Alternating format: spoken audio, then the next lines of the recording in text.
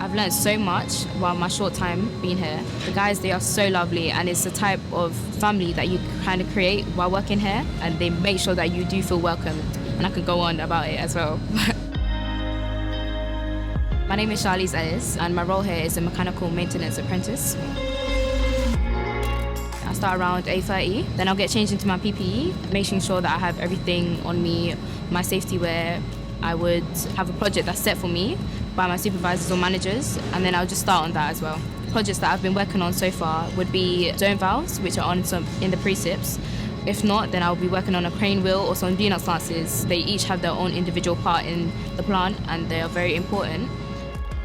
When I first knew what LondonEnergy was trying to do and how they did it, I was very amazed, to be honest. How they make sure that whatever is released into the environment is not harmful. And yeah, it's just really good to see that and being able to be a part of that as well. Keep your ears wide open because you learn so much from these people. It's best to just listen to their advice first because it will help you so much in the long run. I would definitely say go for it. Definitely do an apprenticeship here.